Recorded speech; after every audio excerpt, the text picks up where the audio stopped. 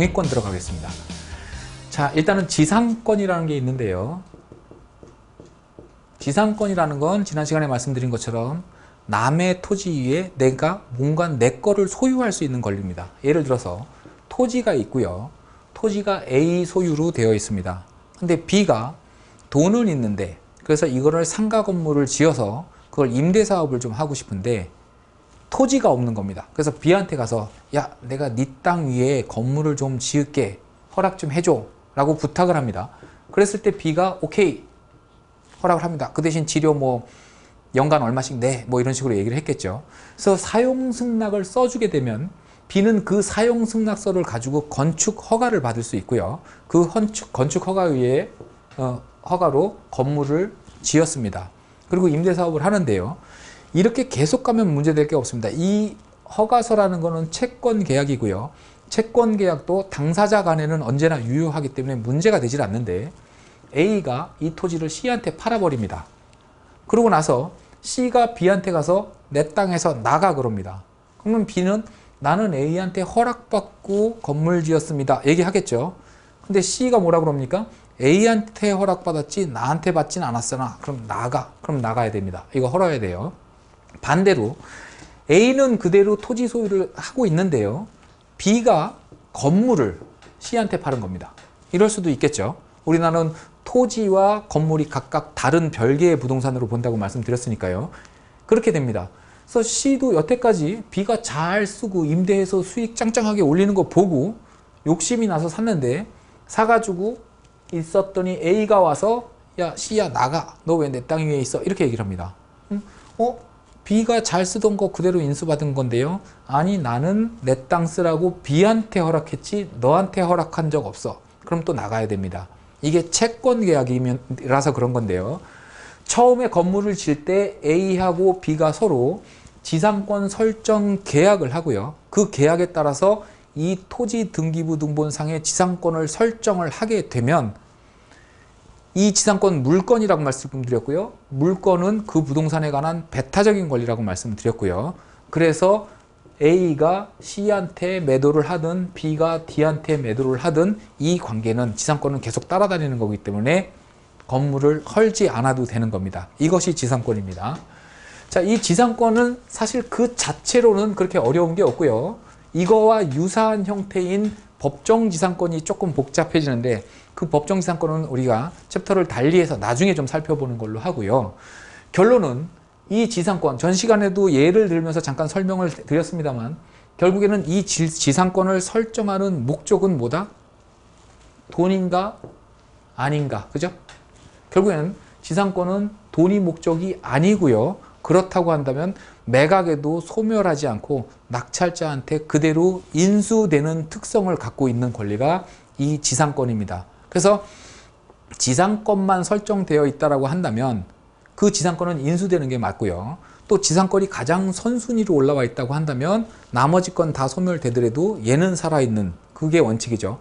그래서 우리 말소기준권리 이론에서는 이 지상권에 대해서 뭐라고 설명을 하냐 하면요. 선순위 지상권은 인수된다. 이렇게 얘기를 합니다. 선순위 지상권은 인수된다. 선순위라는 건 이제 돈이 목적인 권리보다 선순위 이런 의미겠죠. 선순위 지상권은 인수된다. 이렇게 얘기를 하는데 결론적으로는 맞는 얘기입니다. 근데 선순위 지상권은 인수된다 라고 얘기를 하면 지상권은 원래 소멸되는 권리인데 선순위로 빠져 있기 때문에 예외적으로 인수된다. 이런 느낌이 강하죠. 그러나 사실은 반대입니다. 지상권은 원래 인수되는 권리고요.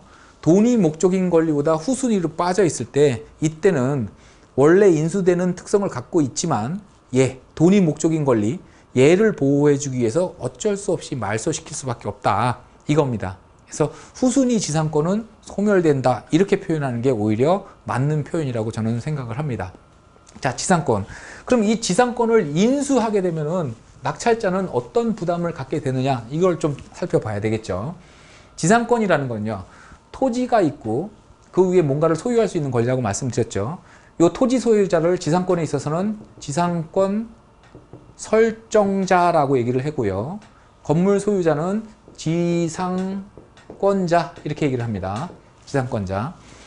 자, 이 건물을 소유하기 위해서 지상권을 설정하고 건물을 지었습니다. 근데 지상권 설정하고 나서 그 계약 기간을 3년으로 잡았다. 예를 들어서 5년으로 잡았다. 요즘 건물 우리나라 건축 기술 좋죠. 뭐 40년, 50년, 80년까지 본다고 그러더라고요. 그렇게 했는데 계약 기간, 지상권 설정 기간 5년 지났으니까 나가. 그러면 나갈 수밖에 없겠죠. 원칙대로 따진다 그러면 5년이면 거의 새 건물입니다. 새 건물을 헐어야 되는 불상사가 발생을 할 수 있죠. 그래서 우리 민법은 이 지상권에 대해서 최단 존속 기간을 규정하고 있습니다. 최단 존속 기간. 당사자끼리 어떻게 약정을 했던 간에 뭐 5년으로 했던 10년으로 했던 상관없고 법이 규정하고 있는 최단 존속 기간까지는 무조건 인정이 된다. 이겁니다. 견고한 건물, 견고한 건물, 그 다음에 나무, 인목이라 그러죠. 요런 거를 소유하기 위해서 지상권을 설정했다라고 한다면 30년으로 보고요. 그 다음에 뭐 이거 외의 건물 15년이고요. 그 다음에 뭐 기타 공작물 이런 건 5년 이렇게 보는데요. 우리는 사실은 요건지 사실 애매해요. 그러니까 토지 매각 사건에서 그 위에 뭔가가 있다라고 한다면 그냥 보수적으로 이걸로 생각하시는 게 좋고요. 30년은 무조건 인정을 해줘야 된다라는 겁니다. 근데 지상권 설정자가 멋모르고 지상권을 설정을 해줬고요. 그리고 나서 30년 동안 못 내보냈습니다. 내가 이 땅을 좀 쓰고 싶은데, 내 땅이라서 내 맘대로 좀 쓰고 싶은데. 그래서 30년이 되기만을 기다렸어요. 그래서 30년이 된 다음에 야 이제는 끝났다. 너 나가 라고 얘기를 합니다. 그러면 나가야 되는데요. 아직도 쓸만하거든요. 건물이. 그러면 또 이걸 헐어야 되는 게 사회적으로도 경제적 큰 손실이죠. 그러니까 이때 지상권자한테 인정되는 권리가 뭐냐면요.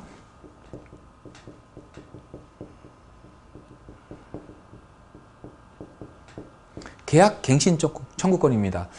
법률이 규정한 30년이 지났지만 아직도 건물 쓸만해. 근데 내가 나가면 이 건물을 헐어야 되니까 갱신해줘 라고 청구를 하는 겁니다. 그러면 지상권 설정자는 이 청구를 무조건 받아들여줘야 되느냐? 그건 아닙니다. 거절할 수 있습니다. 근데 거절하는 순간 이 지상권자한테 새로운 권리가 갑자기 발생을 합니다. 여태까지는 없던 권리가. 얘가 이걸 거절하는 순간 갑자기 생기는 게 뭐냐 하면요. 지상물 매수 청구권입니다. 그래? 계약갱신 못해줘? 그래도 건물은 나는 못하니까 그러면 이 건물 네가 사 이겁니다. 이게 지상물 매수 청구권이고요. 이런 청구가 있게 되면 요거는 거절하지 못합니다. 토지 소유자가 요거는 거절하지 못합니다. 그러니까 자기가 살 거 아니면 계약갱신 청구할 때 계약갱신을 해줘야 되는 겁니다. 둘 중에 하나. 어찌됐든 지상권자는 건물의 사용가치가 남아있는 한도 내에서는 절대 손해는 안 본다는 얘기죠. 계약을 갱신하거나 그거 못하면 토지 소유자한테 팔 수가 있는 거니까. 그죠? 이게 지상권자한테는 굉장히 강력한 권리지만 반대 입장인 지상권 설정자, 다시 말해서 토지 소유자한테는 굉장히 불리한 법률 규정이죠. 그래서 토지 소유자하고 건물 소유자가 둘 다 개인인 경우는 거의 실무상으로 찾아보기가 어렵습니다. 거의 뭐 이건 지금 내용 보시면 거의 토지의 소유권을 넘긴 것과 마찬가지잖아요. 등기상의 소유권이 내 이름으로 돼 있다 뿐이지 사용권 자체가 일로 넘어간 거기 때문에. 그래서 아예 살려면 사, 지상권 설정은 못 해줘. 그래서 사인과 사인, 개인과 개인인 경우에는 지상권 설정하는 경우가 거의 없고요. 주로 지상권 설정하는 경우에는 둘 중에 하나는 국가 또는 국가기관입니다. 예를 들어서 남의 토지 밑으로 지하철이 지나간다. 이 지상권이라는 것은 지표에만 미치는 게 아니라 그 지상과 지하에도 미치거든요. 어쨌든 남의 토지를 지나간다. 그러면 지하철 공사가 얘한테 지상권 설정을 해야 되고요. 위로 KTX가 지나간다. 아니면 뭐 한전에서 철탑이 지나간다. 전신주가 지나간다. 이런 것들도 다 지상권을 설정을 하는 겁니다. 대부분은 구분지상권이라고 얘기를 하죠. 지상, 지표, 지하를 다 지상권을 설정하는 게 아니라 지하 몇 미터부터 몇 미터까지 이런 식으로 구분지상권을 설정하기도 합니다. 어쨌든 지상권이라는 거는 그런 의미가 있는 거고요. 그래서 돈이 목적인 권리가 아닌 거고요. 그래서 인수되는 특성을 갖고 있습니다. 다만 돈이 목적인 권리보다 후순위로 설정이 되면 돈이 목적인 권리를 보호하기 위해서 어쩔 수 없이 소멸된다라고 보시면 되는 겁니다.